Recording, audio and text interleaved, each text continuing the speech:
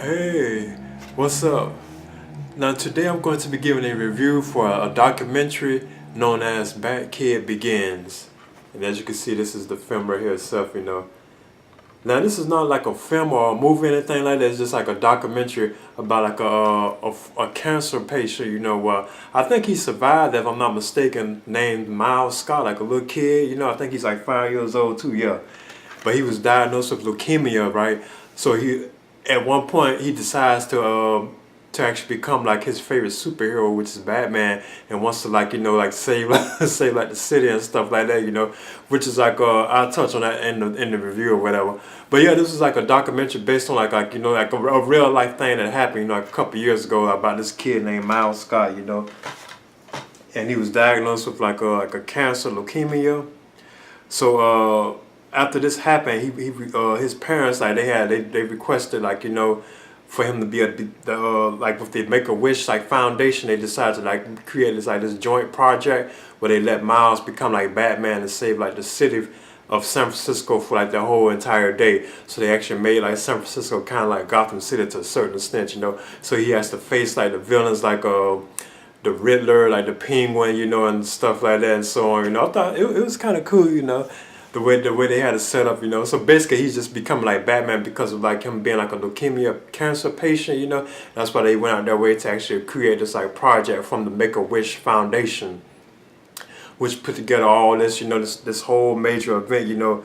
Because when they had put it together, they had like thousands of volunteers, like city officials, like businesses and supporters, who went to San Francisco to actually put together the project for Miles Scott. And this is all part of like the Make-A-Wish like foundation like project basically.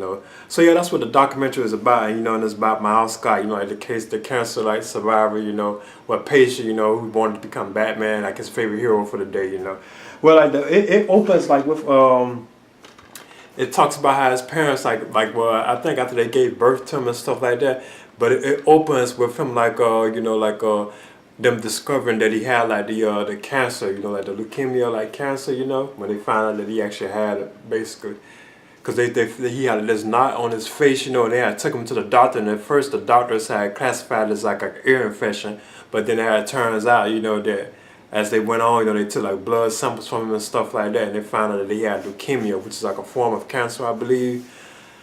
So yeah, from then on, like his father, like it shows his father and stuff like talking about what he made Miles a Batman fan in the beginning was they was watching like episodes like the '60s TV series, with like Adam West and Burt Ward, because you get to see like glimpses of like scenes from like the Batman TV series and like the Tim Burton Batman films or like the Christopher Nolan Batman films as well throughout like the project, and you get to see like a lot of like Batman like memorabilia throughout the film too as well, which I thought was kind of cool.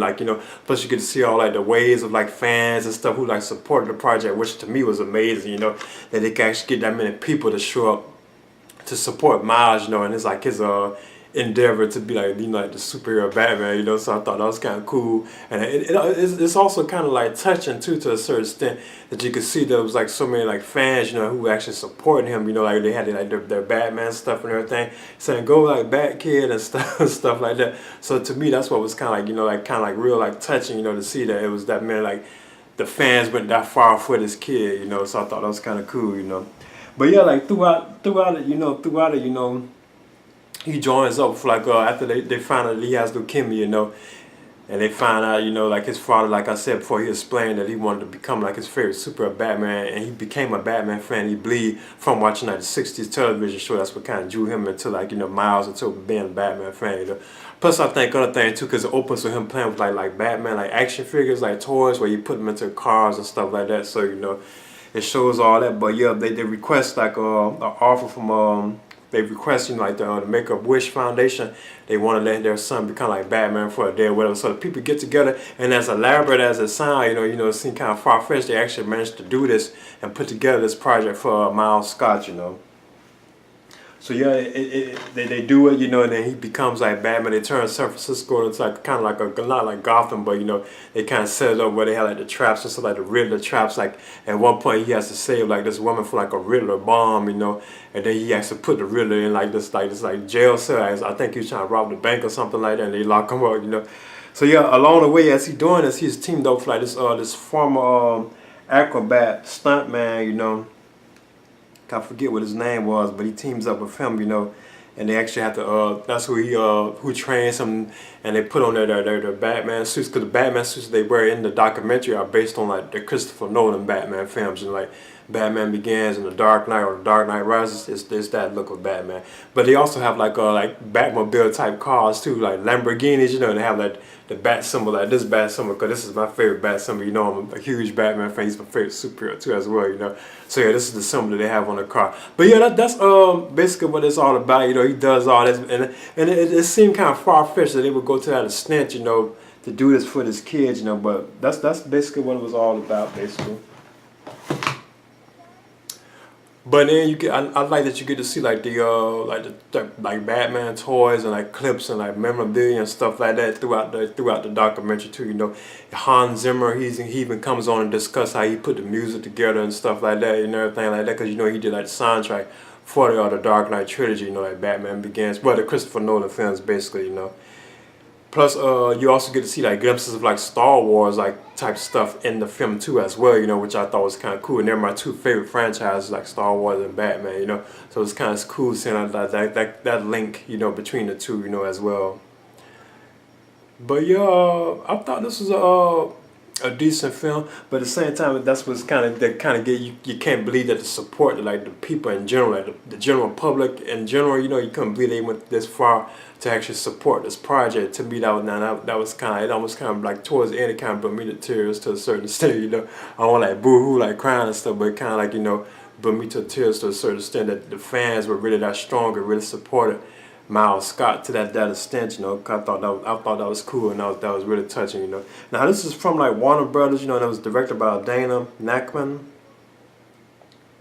and it was released. I was gonna go to see it in the theaters, but it didn't play here, like in like the Tampa area. It could have been in Florida, but like in this particular area, it didn't really play anywhere where I could actually go and see it, because I went and saw it, you know. So I just actually waited till it actually came on video. As far as I know, they don't have a Blu-ray, but as you can see, there's like Miles Scott on the cover, you know, and he has on like the Christopher Nolan era like Batman suit, you know.